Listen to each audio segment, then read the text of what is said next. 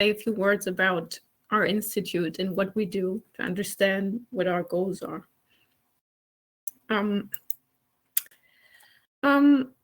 Leibniz Institute for Psychology, or in short, ZPID, are a publicly funded open science institute, and we offer infrastructure for psychology in the German-speaking countries.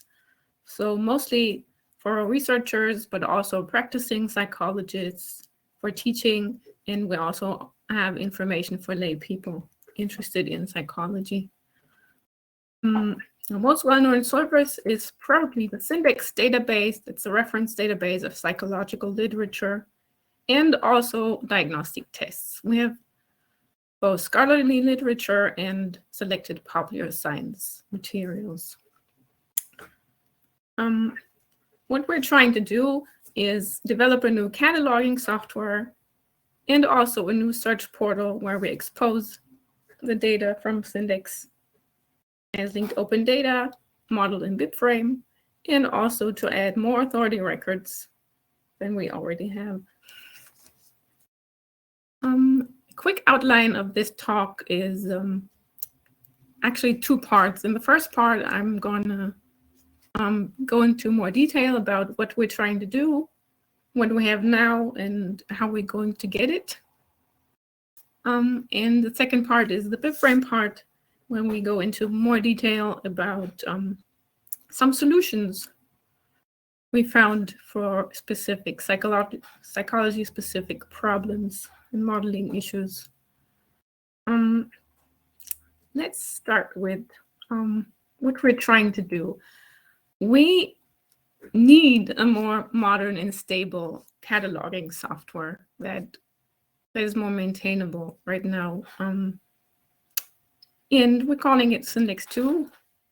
I'm going to talk about why we need it in a minute.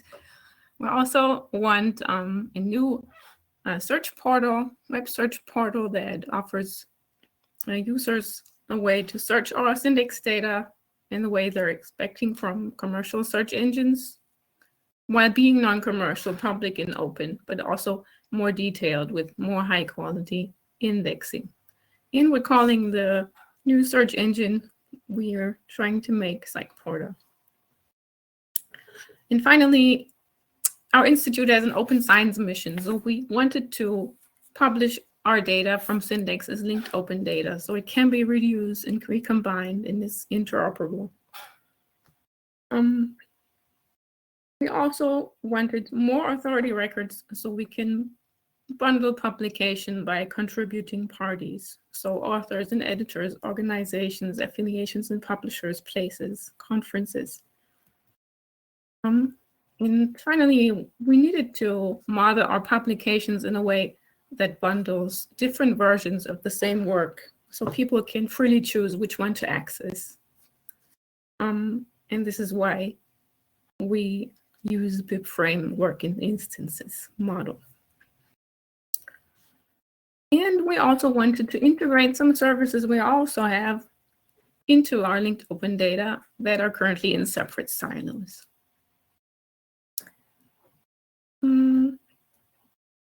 So what are we starting out with? We have a really old cataloging software for PSYNDEX.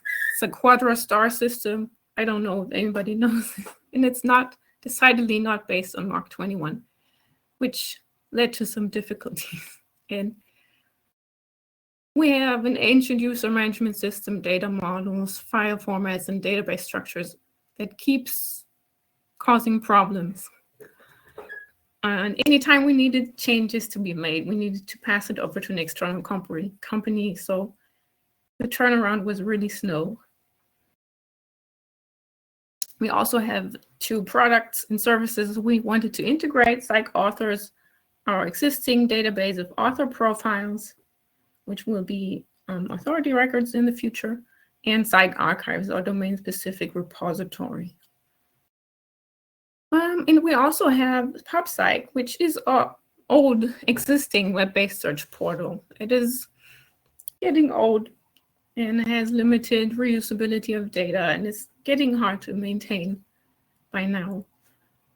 And it looks kind of old-fashioned too.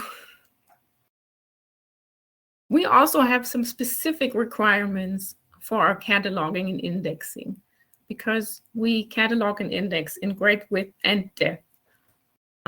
First of all, we have many different kinds of publications: books, chapters, journals, journal articles, dissertations, test instruments. We have published literature, we have gray literature, we even have microfiche and analog films.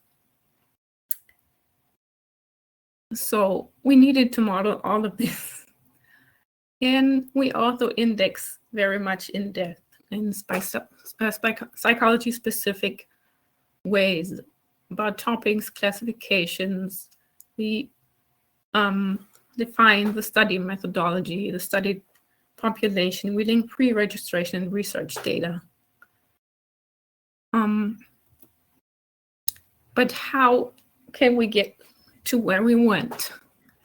For this, we're doing mostly in-house development of a few things. And I'm also going to talk about external open source tools we are using for them. Currently, we're developing the PSYNDEX cataloging software fresh from scratch. And at the same time, developing the BIBFRAME-based data model for the publications. And also converting our own controlled vocabularies to scores and creating new ones where needed. In the future, starting next year, we're also going to develop a new search portal using the BibFrame linked open data and migrate in our existing data to PSYNDEX 2 and regularly convert the data from PSYNDEX 2 to linked open data. We're also going to add support tools and pages to PsychPorta for making it easier for people to use our linked open data in the Sparkle endpoint. The tools we're using to achieve all of this, we have two from the same people that we rely on very heavily. One is Cosmos for hosting our vocabularies for browsing and also for using the API for indexing inside PSYNDEX, and also Anif for automated keyword suggestions inside PSYNDEX. For conversion and data migrations, we're currently relying on Sparkle Anything, which is a pretty cool tool that generates RDF from Sparkle construct queries. And in the future, we're going to use Apache Jena probably for linked open data hosting in the Sparkle endpoint. And PsychPorta search is probably going to be powered by an Elasticsearch index in the future.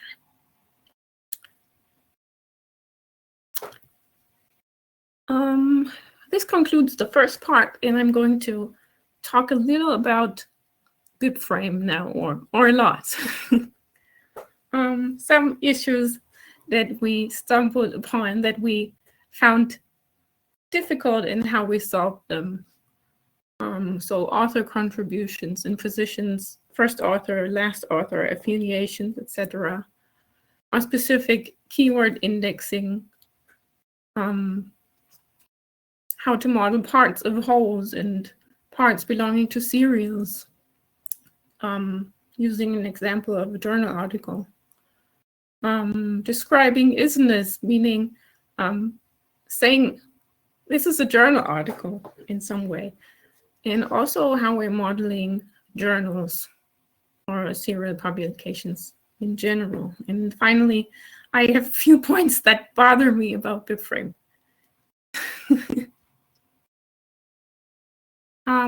So let's start with BibFrame contributions. We wanted to say a few more things than just this is the name of the author of a work. So of course it's easy. BibFrame has something for that. We're using the BF contribution model with agents and roles.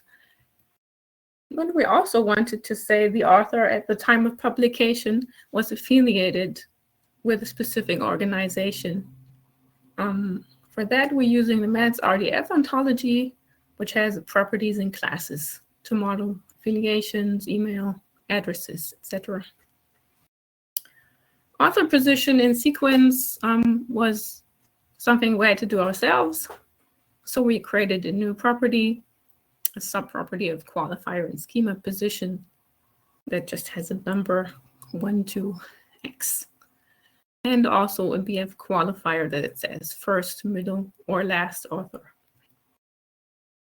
We also wanted to not just say this is the name of this person. We also wanted to link authority records. And for that, we're using RDF's label for the name at the time of the work creation and adding OWL same as links to authority entries. This is a diagram of the model. You're probably going to recognize the contribution model from BIBFRAME. Adding our new property for author position, adding Matt's RDF affiliations and links to organization in email, and adding an address in the country. Also, we have the labels at the time of the creation of the work, and we're adding same as entities for authority records. Next up, keyword indexing. We already mentioned we have some specific requirements.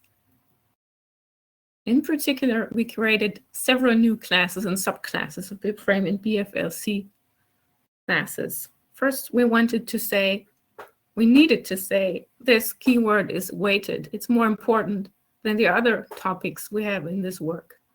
But I created a new weighted topic, subclass of topic, and a link inside this blank node of class weighted topic, the canonical Gauss concept. A few other subclasses we created for controlled method, methodology, age group, and population location. And this is just a brief snippet, example snippet of turtle code that exemplifies this. But I'm going over it quickly because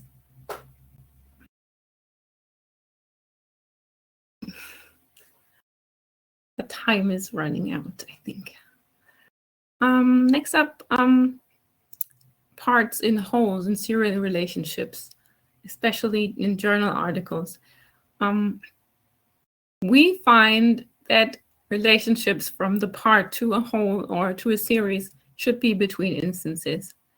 I also know that Library of Congress conversion specifications for BIBFRAME in RDA textbooks say these should be between work, but I think only instance to instance makes sense, because how else would you say this print chapter instance is part of the print instance of a book, not its electronic instance? It's still possible to infer this relationship upwards to the work if needed, but not the other way around. Another thing we wanted to make were statements about the location of the part in the whole. For example, an article inside the journal, so in which volume, in which issue, etc. For this, we use the BFLC relationship class and properties with some of our own BF part sub-properties for page range, article number, volume, and issue. And we also have our own relationship vocabulary that's more specific than what Library of Congress offers. This is, I'm going to go through this quickly because time is running out. This is the relationship blank node with a relation and our own properties. Right here, I'm linking a blank node of the journal instance, print in this case because it's the print article. A blank node of the work to which we attach the ISSN of the print journal. And if we also index it, the canonical journal instance and work, link to that.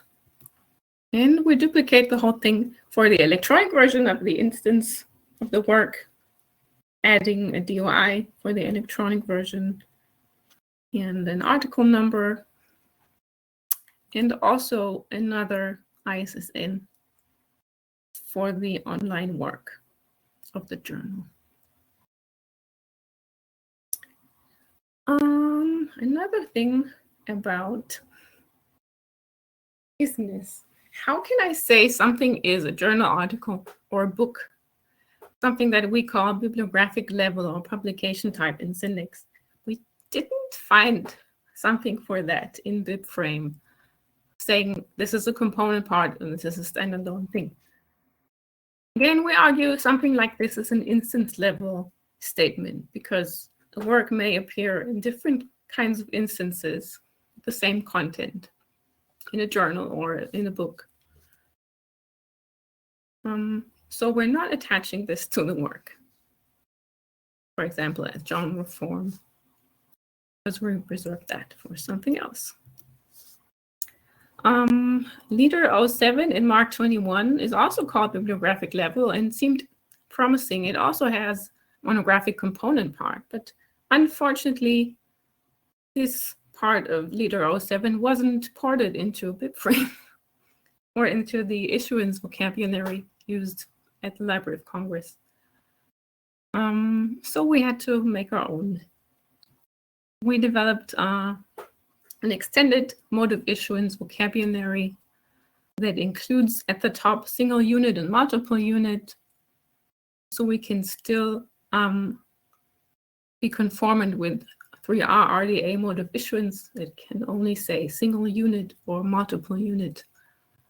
At the top of this extended vocabulary is top concept single unit and top concept multiple unit. And right here deep in the hierarchy, we have our old types of bibliographic levels. This combines several things that used to be possible to say, that are right now only possible to say, and also our own bibliographic level subtypes, while at the same time making it possible to infer 3R conformant issuance type by using just the top level of our vocabulary. So saying this is single unit or multiple unit.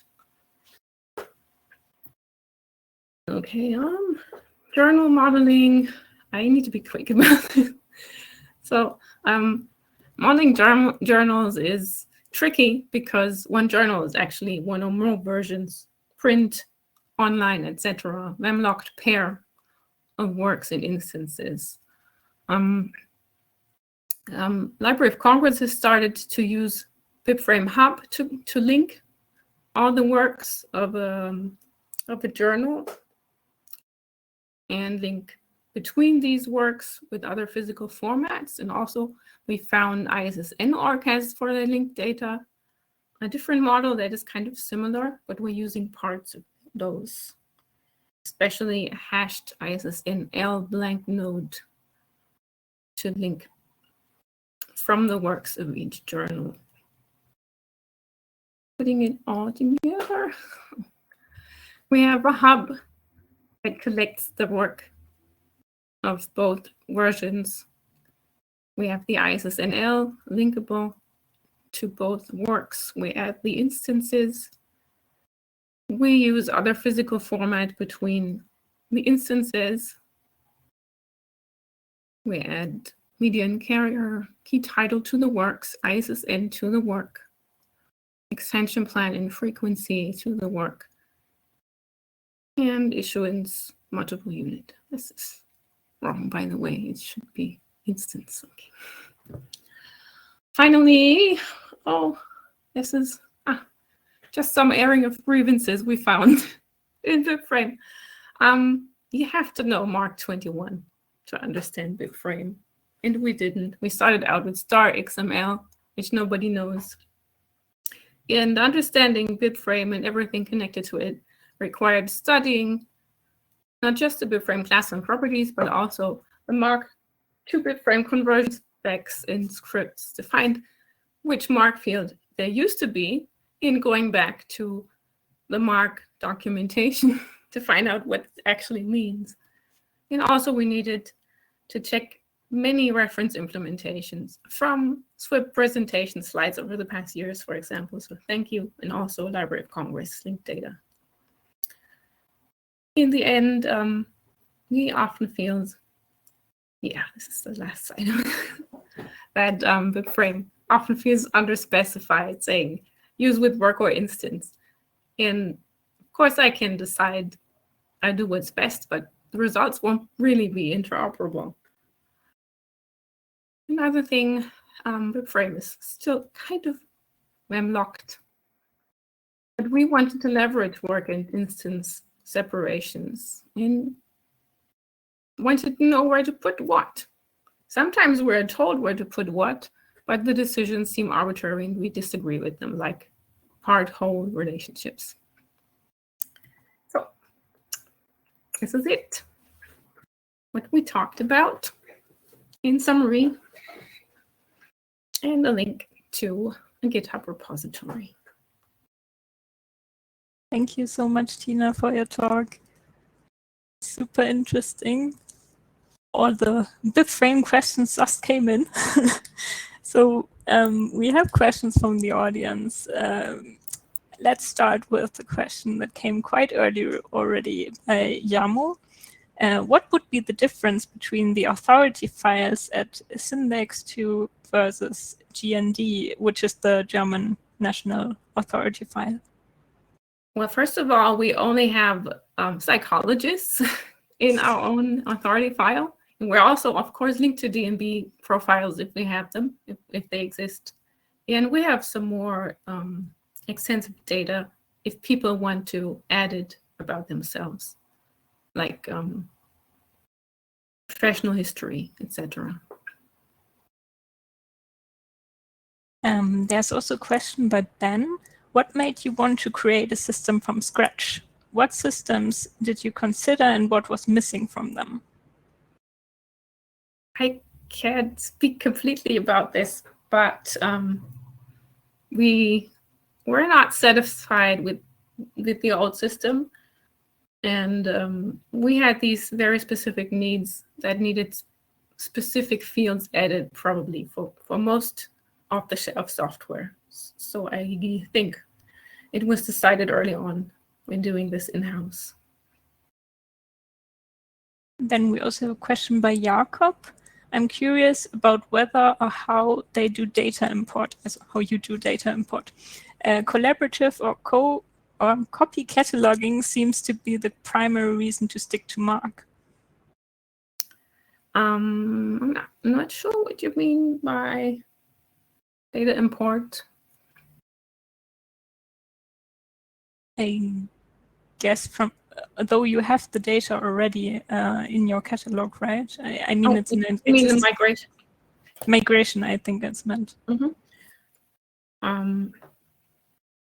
How are we doing it? Well, we're going through all the fields and at the moment we develop construct queries using Sparkle Anything to construct linked open data from this, and then run all the records through those construct queries. So, and then with regards to the time, I think we have here one other questions by Anna. What would your answer be for your use case? Why use an RDF-based data model? Why not the traditional data models like Mark or Pika? Well, I think Mark and Pika are only places you start out with and then convert to linked open data, because linked open data is the target, the goal. We want to have linked open data, of course. So if we have the opportunity to start fresh, of course, we're starting with linked open data. Why would we convert to an old format before? Okay.